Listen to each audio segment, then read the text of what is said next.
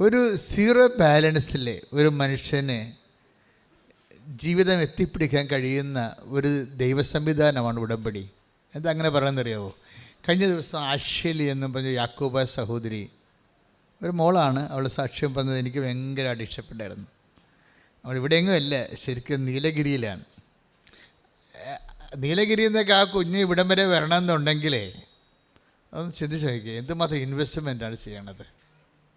അവളുടെ പ്രോബ്ലം വെച്ച് കഴിഞ്ഞാൽ അവളിങ്ങനെ OET-യെക്കുറിച്ച് ചിന്തിച്ചിട്ട് കൂടിയില്ല. എന്താ ചിന്തിക്കാൻ പറ്റാത്തത്? ചിന്തിക്കാൻ പറ്റാത്തത് അവൾ മലയാളം മീഡിയമാണ്, അതുകൊണ്ടാണ്. അതാണ് ചിന്തിക്കാൻ പറ്റാത്തത്. മലയാളം മീഡിയം ആകുമ്പോൾ അവൾ അതിൽ തന്നെ സ്വന്തമായിട്ടുള്ള കാര്യങ്ങളെല്ലാം പറയുന്നുണ്ട്. എനിക്ക് ഗ്രാമറുണ്ട്, മിസ്റ്റേക്കുണ്ട്, അവർ സംസാരിക്കുന്നതനുസരിച്ച് സംസാരിക്കാൻ ബുദ്ധിമുട്ടുണ്ട്. പക്ഷേ ഈ സാക്ഷ്യങ്ങളെല്ലാം കേട്ടപ്പോൾ അവർക്കൊരു സ്വപ്നം രൂപപ്പെട്ട് വരും. എനിക്കപ്പോഴാണ് മനസ്സിലായത് നമ്മുടെ സ്വപ്നങ്ങളെല്ലാം ഈ സാക്ഷ്യത്തിൽ ഉറങ്ങിക്കിടക്കുന്നുണ്ടെന്ന്. ഓരോരുത്തരും രക്ഷപ്പെട്ടു വരുന്നത് എങ്ങനെയാണ്? ഈ സാക്ഷ്യം അവർ അങ്ങനെ ചിന്തിച്ചിട്ട് കൂടിയില്ല ജീവിതത്തിൽ, പക്ഷേ സാക്ഷ്യം അവർക്ക് സ്വപ്നങ്ങൾ നൽകുന്നു. എന്താണ്? ഇക്കാലത്തെ മനുഷ്യർക്ക് മറ്റു മനുഷ്യരുടെ അനുഭവങ്ങൾ കേൾക്കുമ്പോൾ അവർക്ക് അതുപോലെ കർത്താവ് ഇന്നും ജീവിക്കുന്നു, കർത്താവ് എൻ്റെ ജീവിതത്തിലും എൻ്റെ കണ്ണീരും തുടക്കും, എന്നെയും കർത്താവ് ഉയർത്തും എന്ന്. അപ്പോൾ ഈ ഒന്നാമത്തെ ഒരു ഉടമ്പടി വർക്ക് ചെയ്യുമ്പോൾ തന്നെ തുടങ്ങുമ്പോൾ തന്നെ ഞങ്ങൾ പറയണത് ഇത് വർക്ക് ചെയ്യേണ്ടത് നോട്ട് ബൈ മെറിറ്റിലാണെന്ന് പറയും. എനിക്കതിൻ്റെ അർത്ഥമൊന്നും ആദ്യം അറിയാൻ പാടില്ലായിരുന്നു. ഇപ്പോൾ ഈ സാക്ഷ്യങ്ങളൊക്കെ ആൾക്കാരെ പറയാൻ തുടങ്ങിയപ്പോഴൊക്കെ മനസ്സിലായത് ഈ നോട്ട് ബൈ മെറിറ്റ് എന്തുമാത്രം ആഴമാണെന്ന്. മനുഷ്യൻ്റെ മുഴുവൻ പ്രശ്നം അതാണല്ലോ, മെറിറ്റ് ഇല്ലാത്തതാണല്ലോ. നമ്മുടെ യോഗ്യത കൊണ്ടല്ല, കർത്താവിൻ്റെ കൃപ കൊണ്ടാണ്. അത് പറയുമ്പോൾ ഈസിയാണ്, പക്ഷെ അതൊരു ജീവിതമാണ്, ഒരു ജീവിത സാകല്യമാണ്. Not by merit. ഇവിടെ എല്ലാം നഷ്ടക്കൊടാലി ആയിരിക്കുന്നത് മെറിറ്റിൻ്റെ അടിസ്ഥാനത്തിലാണ്. പക്ഷെ ഒരു മനുഷ്യൻ മെറിറ്റ് ഇല്ലെങ്കിൽ അവർ ഒന്നും അല്ലെന്നാണ് ലോകം പറയണത്. പക്ഷെ ഒരു മനുഷ്യൻ മെറിറ്റില്ല, യോഗ്യത ഇല്ലെങ്കിൽ അവരെ എല്ലാം ആക്കാമെന്നാണ് കർത്താവ് നൽകുന്ന പ്രത്യാശ വാഗ്ദാനം. കൈയടിച്ച് കർത്താവ്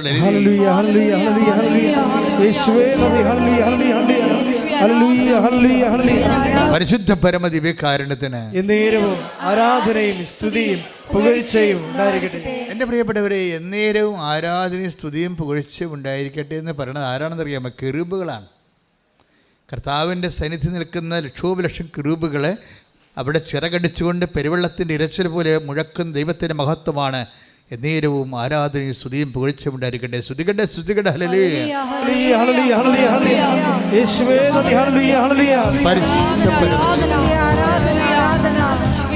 നോട്ട് ബൈ മെറിറ്റ് എന്ന് പറഞ്ഞാൽ പിന്നെ സുവിശേഷം പറയും, പിന്നെ എന്തുകൊണ്ടാണ് എന്ന് പറയും. എന്തുകൊണ്ടാണ്? But by grace. നിങ്ങളുടെ യോഗ്യത കൊണ്ടല്ല, പിന്നെ ദൈവത്തിൻ്റെ കൃപ കൊണ്ട്. അതാണ് വിഷയം. പിന്നെ നമ്മുടെ മുമ്പിലുള്ള ഒരു ഓപ്ഷൻ അല്ലെങ്കിൽ ചാലഞ്ച് എന്താണ്? നമ്മുടെ യോഗ്യത അല്ലെങ്കിൽ പിന്നെ ദൈവത്തിൻ്റെ കൃപയാണല്ലോ. ഈ കൃപയാണ് ഉടമ്പടി ടാർഗറ്റ് ചെയ്യണത്. It is not blessing. എപ്പോഴും പറയാം അല്ലേ, അച്ഛൻ എപ്പോഴും പറയും നോട്ട് ബ്ലെസ്സിങ്. ബ്ലെസ്സിങ് അല്ല, ഒരു അനുഗ്രഹമല്ല ഉടമ്പടി ലക്ഷ്യം വെക്കുന്നത്. പിന്നെ എന്താണ്? കൃപ. The power of God. The power of God ദൈവത്തിൻ്റെ ശക്തിയാണ്. അപ്പോൾ ദൈവത്തിൻ്റെ ശക്തി ഡൗൺലോഡ് ചെയ്യേണ്ട ഒരു സാഹചര്യം, അത് എങ്ങനെയാണ് ദൈവത്തിൻ്റെ ശക്തി നമ്മളിലേക്ക് ആവസിപ്പിക്കുന്നത്? അതാണ് പ്രക്രിയയാണ് ഉടമ്പടിയിലുള്ള അഭ്യാസങ്ങളെല്ലാം. മനസ്സിലാകുന്നുണ്ടോ അച്ഛൻ പറയുന്നത്? അതായത് നോട്ട് ബൈ മെറിറ്റിലാണ് വർക്ക് ചെയ്യേണ്ടത്. അത് Ephesians 2:8 ബേസിക് വേർഡ്. ഓരോ ഉടമ്പടി ധ്യാനത്തിൽ ഞാനിത് ആവർത്തിക്കും, കാര്യം ഇതിൻ്റെ ഫൗണ്ടേഷനാണ്. Not by merit but by grace. ദൈവത്തിൻ്റെ, നമ്മുടെ യോഗ്യത കൊണ്ടല്ല, ദൈവത്തിൻ്റെ കൃപ കൊണ്ട്. കൃപ കൊണ്ടാണെങ്കിൽ നമ്മൾ പിന്നെ എന്തിനാണ് ഉന്നം വെക്കണത്? കൃപയല്ലേ. കൃപയെ ഉന്നം വെക്കുമ്പോൾ നമ്മൾ അറിയണം ബേസിക്കായിട്ട് വാട്ട് ഇസ് ഇറ്റ്? കൃപ ദ പവർ ഓഫ് ഗോഡ്. ദൈവത്തിൻ്റെ ശക്തിയാണ്. ശക്തിയുടെ ഇഫക്റ്റാണ് അനുഗ്രഹങ്ങളെന്ന് പറയണത്. നമുക്ക് വേണ്ടത് ഇഫക്റ്റല്ല വേണ്ടത്, നമുക്ക് അത് അനുഗ്രഹം തന്നെ, കൃപ തന്നെയാണ്, ദൈവത്തിൻ്റെ ശക്തി തന്നെയാണ്. അപ്പോൾ ദൈവത്തിൻ്റെ ശക്തി ആണ് നമുക്ക്, അതാണ് ദൈവത്തിൻ്റെ ശക്തി. അപ്പോൾ ബ്രദർ എന്താ പാടിയത്? ബലഹീനതയിൽ പാടിച്ച് അതിൽ പാടിച്ച് ശ്രുതികട്ടെ. ഹല്ലേലൂയ, ഹല്ലേലൂയ, ഹല്ലേലൂയ, ഹല്ലേലൂയ, യേശുവേ നന്ദി, ഹല്ലേലൂയ, ഹല്ലേലൂയ. ദൈവത്തിൻ്റെ കൃപ എന്ന് പറയുന്നത് ദൈവത്തിൻ്റെ ശക്തി തന്നെയാണ്. 2 കൊരിന്ത്യർ 12:9. അപ്പോൾ ദൈവത്തിൻ്റെ ശക്തി ആണ് ബലം. ഈ ബലം എങ്ങനെ നമുക്ക് ലഭിക്കണത്? നമ്മുടെ ബലഹീനതയാണ് എൻ്റെ ആസ്തി എന്ന് പറയുന്നത്. മനസ്സിലായില്ലേ? ഇതാണ് ഈ സുവിശേഷവും ലോകവും തമ്മിലുള്ള വ്യത്യാസം. നമ്മളുടെ സുവിശേഷത്തിലെ ആസ്തി ബലമല്ല, ലോകത്തിലെ ആസ്തി ബലമാണ്. ലോകത്തിലെ ആസ്തി ഭദ്രത എന്ന് പറയുന്നത് എന്താണ്? പണം അല്ല, ആരോഗ്യം, സൗന്ദര്യം, വിദ്യാഭ്യാസം. ആസ്തി ഭദ്രത, ബലം എന്ന് പറയുന്നത് എന്താണ്? ഭൗതിക ആനുകൂല്യങ്ങളെല്ലാം ആസ്തി ഭദ്രതയാണ്. പക്ഷേ സുവിശേഷത്തിലെ ആത്മീയതയിൽ വരുമ്പോൾ എന്താ പറയണത്? നമ്മുടെ ആസ്തി ഭദ്രത എന്ന് പറയണത് ബലമല്ല, ബലഹീനതയാണ്, ഡീമെരിറ്റ്സുകളാണ്. ഈ ഡീമെരിറ്റ്സ്, അയോഗ്യതകളെ ഇത്രയും അഭിഷേകമാക്കി മാറ്റുന്ന ഏറ്റവും സൂപ്പർ ദൈവിക പദ്ധതിയാണ് ഉടമ്പടി എന്ന് പറയുന്നത്. അതുകൊണ്ട് തന്നെ ടെക്നിക്കലായിട്ടിത് മനസ്സിലാക്കിയിട്ടാണ് ഇതിൻ്റെ അകത്ത് ഇൻവെസ്റ്റ് ചെയ്യേണ്ടത്. അല്ലെന്നുണ്ടെങ്കിൽ യൂദാസ് പുണ്യാൻ്റെ പെട്ടിക്കൊണ്ടുപോയി അപേക്ഷകത്തിടുന്ന പോലെ വരും സംഭവം. അപ്പോൾ എന്താ സംഭവിച്ചാൽ നമ്മുടെ ബലഹീനത ആദ്യം ഐഡൻറ്റിഫൈ ചെയ്യണം, പിന്നെ ട്രേസ് ഔട്ട് ചെയ്യണം. എന്തെല്ലാം കാര്യത്തിൽ നമുക്ക് ഓരോ ബലഹീനതയും ദൈവത്തിൻ്റെ വാതിലാണ്. നിൻ്റെ ബലഹീനത എന്താണ്? പണപരമായ ബലഹീനത ഉണ്ട്. ഇപ്പോൾ ആഷിലി എന്താ പറയണത്? അവളുടെ ബലഹീനത എന്താണ്? ഞാൻ മലയാളം മീഡിയത്തിൽ പഠിച്ചതാണ്, അതാണ് സംഭവം, അതാണ് അവളുടെ ബലഹീനത.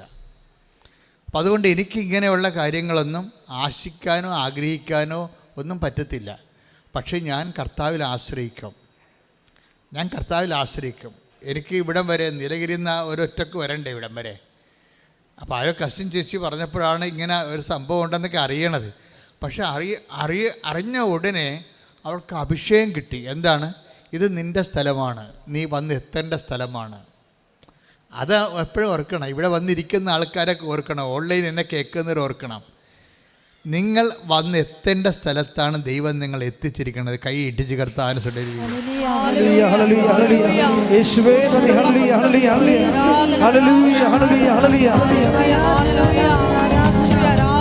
എന്തിനാ അച്ഛൻ ഇങ്ങനെ കേസ് സ്റ്റഡി എടുക്കണത്?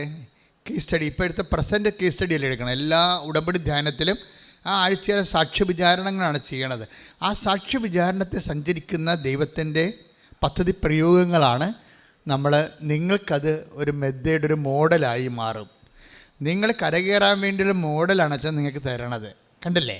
ഇപ്പോൾ ഈ ആശ്ലി എന്താ ചെയ്യണത്? ഇവിടെ ബലഹീനത, ദൈവത്തിൻ്റെ പവർ അപ്ലോഡ് ചെയ്യാൻ പറ്റുന്ന ബലഹീനത ഇവിടെ എങ്ങനെയാണ് യൂസ് ചെയ്യണമെന്ന് നോക്കണം. എന്നുവെച്ചാൽ ഇത് ഫുൾ ആൻഡ് ഫുൾ ഇനി എൻ്റെ കയ്യിലല്ല ഇരിക്കണത്, ദൈവത്തിൻ്റെ കയ്യിലാണെന്ന് അവൾ മനസ്സിലാക്കുന്ന കാര്യം എന്താണ്? മലയാളം മീഡിയമാണ്, അതുപോലെ തന്നെ ഇംഗ്ലീഷ് മീഡിയത്തിലുള്ള ആൾക്കാർ പോലും 3 പ്രാവശ്യമൊക്കെയാണ് OIT എഴുതുന്നത്. അതാണ് അത് വ്യത്യാസം. ആ വ്യത്യാസമൊക്കെ മനസ്സിലാക്കണം. കാര്യം മൊഡ്യൂൾസിന് എല്ലാ മൊഡ്യൂൾസും ചിലപ്പോൾ ഹൈ 5 ആയിട്ട് പോകുന്നവർക്ക് ചിലപ്പോൾ എല്ലാ മൊഡ്യൂൾസും ചിലപ്പോൾ അവർ കർവ് ചെയ്യായിരിക്കും. പക്ഷേ ഇംഗ്ലീഷ് മീഡിയം ആൾക്കാർ പോലും ഒരു 2-3 പ്രാവശ്യമൊക്കെ OIT എഴുതുമ്പോഴാണ് എല്ലാ മൊഡ്യൂൾസൊക്കെ ഒത്തു വരണത്. അപ്പോൾ ആ സമയത്ത് മലയാളം മീഡിയത്തിൻ്റെ കാര്യം ഭയങ്കര കഷ്ടമല്ലേ. പക്ഷേ അവൾക്ക് എന്തുകൊണ്ട് കോൺഫിഡൻസ് എന്താണെന്ന് വെച്ച് കഴിഞ്ഞാൽ not by merit but by grace കർത്താവ് ഇത് വർക്ക് ചെയ്യുമെന്നുള്ളപ്പോൾ അവളുടെ മനസ്സിരിക്കണം എന്താണ്? അവളുടെ ബലഹീനതയെ ബലം പ്രാപിക്കാനുള്ള ഒരു പാത്രമാണ്, അവസ്ഥയാണ്. നമ്മുടെ ബലഹീനത എന്ന് പറഞ്ഞാൽ എന്താണ്? ഇപ്പോൾ എന്താ ബലഹീനത എന്ന് ഉദ്ദേശിക്കുന്നത്? എന്താണ്? കുറവ്, ഏതെങ്കിലും വിധത്തിലുള്ള നമ്മുടെ കുറവാണ്. ചിലപ്പോൾ പണപരമായ കുറവായിരിക്കാം, ചിലപ്പോൾ വിദ്യാഭ്യാസ കുറവായിരിക്കാം, ആരോഗ്യമായ കുറവായിരിക്കാം. ഇപ്പം ഞാനൊക്കെ രക്ഷപ്പെട്ട് നിൽക്കുന്നത് ആരോഗ്യമായ കുറവിലല്ലേ. ആരോഗ്യമായ കുറവിൽ 4 രോഗങ്ങളുണ്ടെന്ന് ഞാൻ പറഞ്ഞിട്ടുണ്ടല്ലോ. സെക്യൂനായിൽ ഇൻ്റർവ്യൂ പറഞ്ഞിട്ടില്ലേ? 4 രോഗങ്ങളുണ്ട്. എത്രയോ വർഷങ്ങൾ കൊണ്ടു നടക്കുന്നതാണ്. അതെല്ലാം ഈ ബലം പ്രാപിക്കാനുള്ള ഒരു വിഷയമായിട്ട് എപ്പോഴും സമർപ്പിച്ചുകൊണ്ടേയിരിക്കുകയാണ്. അത് സൗഖ്യപ്പെടണമെന്ന് അല്ലെങ്കിൽ രക്ഷപ്പെടണമെന്ന് ഞാൻ ഒരിക്കലും ആഗ്രഹിച്ചിട്ടില്ല. എന്താ കാര്യം? കർത്താവിൻ്റെ ആഗ്രഹം മറിച്ചാണെങ്കിൽ നമുക്ക് തിരിച്ചാഗ്രഹിക്കാൻ പറ്റുമോ? കർത്താവ് നമ്മളെ ശക്തിപ്പെടുത്താൻ വേണ്ടിയുള്ള ഒരു ഇടമായിട്ടാണ് ബൈബിൾ എന്താ പറയണത്? ബലഹീനതയിലാണ് ദൈവത്തിൻ്റെ ശക്തി പ്രവർത്തിക്കുന്നത്. അപ്പോൾ എന്നെ ശക്തീകരിക്കാൻ വേണ്ടി ദൈവം വെച്ചിരിക്കുന്ന അല്ലെന്ന് നമുക്ക് എങ്ങനെ തിരിച്ചറിയാൻ പറ്റും? അതുകൊണ്ട് ബുദ്ധിപരമായിട്ട് ആധ്യാത്മിക ജ്ഞാനമുള്ളവർ ഒരിക്കലും ഈ ബലഹീനതയെ ഓർത്തുകൊണ്ട് സ്തുതിക്കുകയുള്ളൂ. അതാണ് പൗലോസ് ചെയ്യണത്. ഞാൻ എൻ്റെ Take the word of God. സ്തുതിക്കട്ടെ. ഹല്ലേലൂയ. ഹല്ലേലൂയ ഹല്ലേലൂയ ഹല്ലേലൂയ ഹല്ലേലൂയ യേശുവേ നന്ദി. ഹല്ലേലൂയ ഹല്ലേലൂയ യേശുവേ നന്ദി. യേശുവേ ആരാധന. ഹല്ലേലൂയ. 2 കൊരിന്തോസ് 12:9. 2 കൊരിന്തോസ് 12:9. ഇത് രണ്ടാമത്തെ ബേസിക് വേർഡാണ് ഉടമ്പടിയുടെ. വായിച്ചോളൂ. എന്നാൽ അവിടുന്ന് എന്നോട് അരുളി ചെയ്തു. പറഞ്ഞു. ഏറ്റു പറഞ്ഞേ. എന്നാൽ അവിടുന്ന് എന്നോട് അരുളി ചെയ്തു. നിനക്ക് എന്റെ കൃപ മതി. നിനക്ക് എന്റെ കൃപ മതി. എന്തെന്നാൽ ബലഹീനതയിലാണ് എന്റെ ശക്തി പൂർണ്ണമായി പ്രകടമാകുന്നത്. അടുത്ത വായിച്ചു. ക്രിസ്തുവിന്റെ ശക്തി എന്റെ മേൽ ആവസിക്കേണ്ടതിന് ഞാൻ പൂർവാധികം സന്തോഷത്തോടെ എന്റെ ബലഹീനതയെ കുറിച്ച് പ്രശംസിക്കും. അതാണ് വിഷയം. ഇപ്പം എന്തെങ്കിലും ഒരു ഡീമെറിറ്റ്സ് വന്നാൽ അത് നമുക്ക് പ്രൈസ് ആൻഡ് വർഷിപ്പിൻ്റെ ഭാഗമാക്കി മാറ്റണം. മനസ്സിലായില്ലേ? എന്തെങ്കിലും ഡീമെറിറ്റ്സ് വന്നാൽ, ഇപ്പം സൗന്ദര്യക്കുറവ് വന്ന്, ആരോഗ്യക്കുറവ് വന്ന്, സാമ്പത്തിക കുറവ് വന്ന്, വിദ്യാഭ്യാസക്കുറവ് വന്ന്, അല്ലെങ്കിൽ നിന്നെ തിരക്കാനോ നോക്കാനോ അന്വേഷിക്കാനോ നിൻ്റെ കല്യാണം ആലോചിക്കാനോ വേണ്ടപ്പെട്ട ആൾക്കാരില്ലായ്മ വന്നു, അവർ മരിച്ചുപോവുകയെല്ലാം ചെയ്ത്, എൻ്റെ മക്കളെ ഒരാരെയും കണ്ടുകൊണ്ടല്ല ആരെയും സൃഷ്ടിച്ചിരിക്കണത്. നിങ്ങൾ വിചാരിക്കുക എൻ്റെ അപ്പനുണ്ടായിരുന്നെങ്കിൽ, എൻ്റെ ആങ്ങളെ ഉണ്ടായിരുന്നെങ്കിൽ. That is the most dangerous and nonsense word. മരിച്ചുപോയ ആൾക്കാരുണ്ടായിരുന്നെന്ന് പറഞ്ഞു കഴിഞ്ഞാൽ you are deporting the word of God. You are deporting the presence of God. നിങ്ങൾ മരിച്ചുപോയ ആൾക്കാർ നിങ്ങൾക്ക് ഇന്നുണ്ടായിരുന്നെങ്കിൽ, നിങ്ങളെ സഹായിച്ചതെന്ന് നിങ്ങൾ ഇന്ന് പറയുന്നുണ്ടെങ്കിൽ, what is actually you are doing? You are deporting the presence of God. നിങ്ങൾ ദൈവത്തിൻ്റെ സാന്നിധ്യത്തെ നിരാകരിക്കുകയാണ് ചെയ്യണത്. കൈ ഇടിച്ച് കർത്താവിനെ സ്തുതിക്കുക.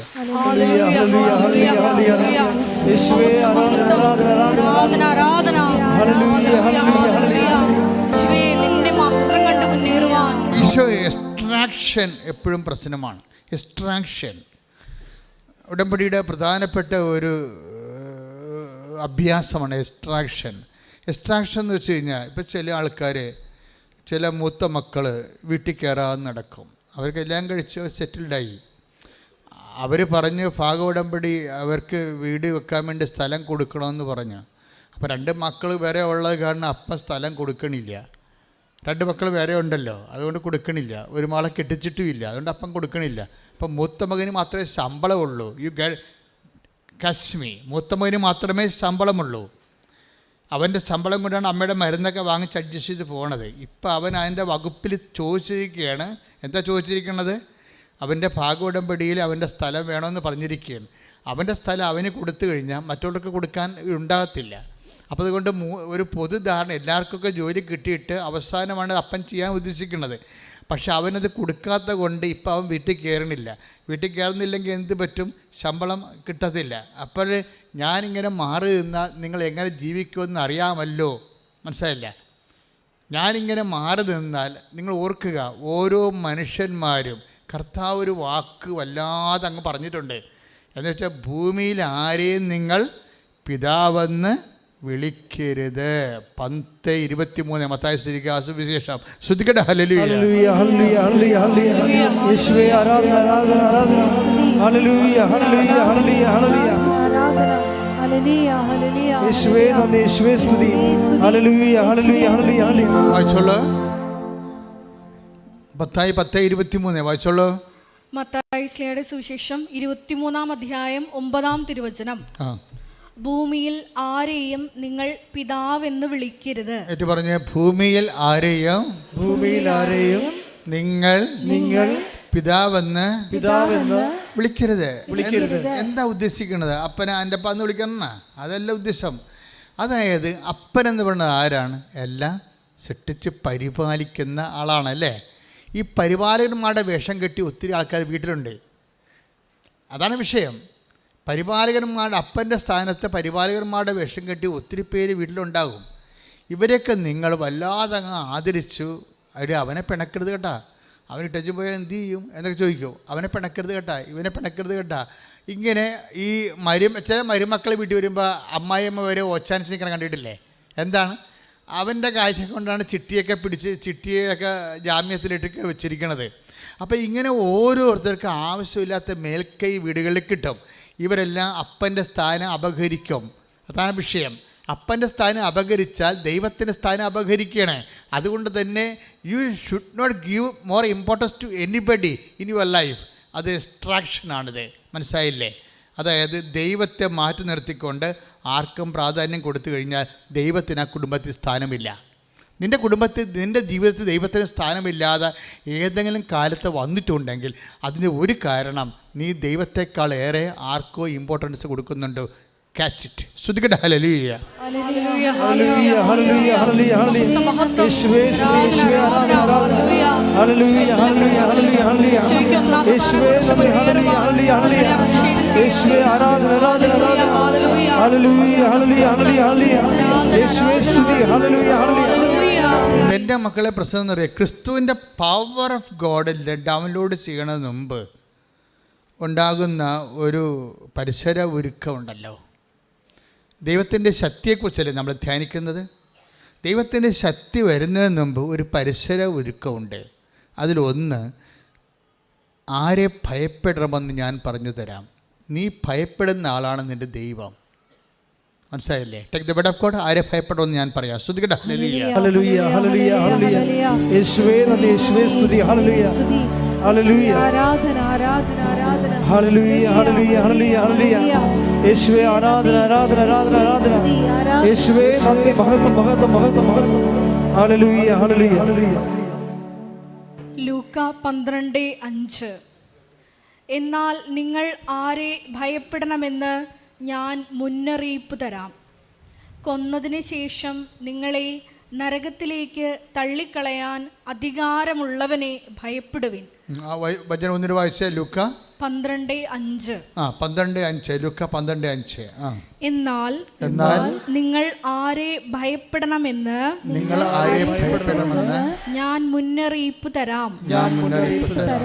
കൊന്നതിന് ശേഷം നിങ്ങളെ നരകത്തിലേക്ക് തള്ളിക്കളയാൻ അധികാരമുള്ളവനെ ഭയപ്പെടുവിൻ. പ്രിയപ്പെട്ടവരെ, എന്ന് വെച്ച് കഴിഞ്ഞാൽ ദൈവത്തെ മാത്രം ഭയപ്പെട്ടാൽ മതിയെന്നാണ്. ദൈവത്തെ ഭയപ്പെടാതെ വേറെ ആരെങ്കിലും ഭയപ്പെടുന്നുണ്ടെങ്കിൽ ഉടമ്പടി പ്രകാരമുള്ള ശക്തി ധരിക്കാനുള്ള സാധ്യത കുറവാണ്. മനസ്സിലായില്ലേ? We are meditating about the downloading of the power of God.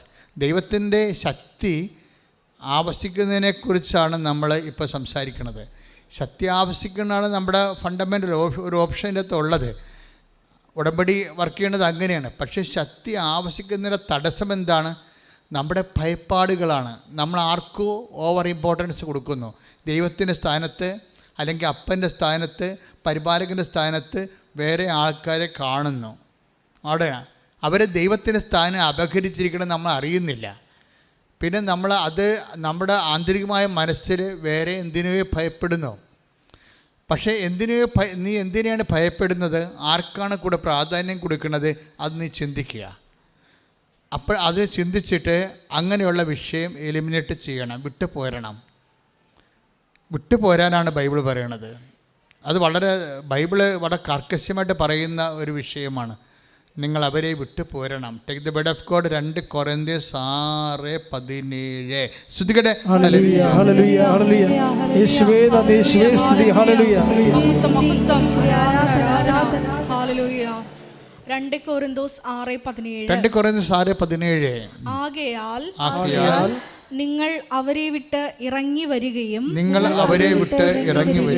അവരിൽ നിന്ന് വേർപിരിയുകയും ചെയ്യുവിൻ എന്ന് കർത്താവ് അരുളി ചെയ്യുന്നു. അശുദ്ധമായതൊന്നും നിങ്ങൾ തൊടുകയും അരുത്. അപ്പോൾ ഞാൻ നിങ്ങളെ സ്വീകരിക്കും. നിങ്ങൾ എനിക്ക് ഞാൻ നിങ്ങൾക്ക് പിതാവും നിങ്ങൾ എനിക്ക് പുത്രന്മാരും പുത്രികളും ആയിരിക്കും എന്ന് സർവശക്തനായ കർത്താവ് അരുൾ ചെയ്യുന്നു. ഈ 2 കൊരിന്ത്യർ 6:17-18 വചനത്തോടാണ് നമ്മൾ മത്തായിയുടെ സുവിശേഷത്തിൻ്റെ 23:9 ലിങ്ക് ചെയ്യേണ്ടത്. എന്താ സംഭവം? മത്തായി 23:9 എന്താ പറയണത്? നിങ്ങൾ ഭൂമിയിൽ ആരെയും പിതാവെന്ന് വിളിക്കരുത് എന്ന് വെച്ച് കഴിഞ്ഞാൽ പിതാവിൻ്റെ സ്ഥാനത്ത് നിങ്ങൾ കാണുന്ന ആൾക്കാരെ അവർ ദൈവത്തിൻ്റെ സ്ഥാനം അപകരിച്ചുകൊണ്ട് അവിടെ ചടഞ്ഞുകൂടി ഇരിക്കുകയാണ്. അവർ ഇല്ലെങ്കിൽ നിങ്ങൾ എന്താണ്ട് ഒലിച്ചു പോകുന്നതാണ് അവർ നിങ്ങളെ ഭീഷണിപ്പെടുത്തിയിരിക്കുന്നത്. ഇങ്ങനെ കുറേ ആൾക്കാരെ കണക്ട് ചെയ്താണ് നിങ്ങളുടെ ജീവിതം പോണത്. This is spiritually nonsense. ഇത് വെരി സീരിയസ് വിഷയമാണിത്. നിങ്ങളിൽ ചില ആൾക്കാർക്ക് കൃപ ഡൗൺലോഡ് ചെയ്യണ കാര്യം പറഞ്ഞപ്പോഴേ കർത്താവിൻ്റെ വചനം എന്താ പറഞ്ഞത്?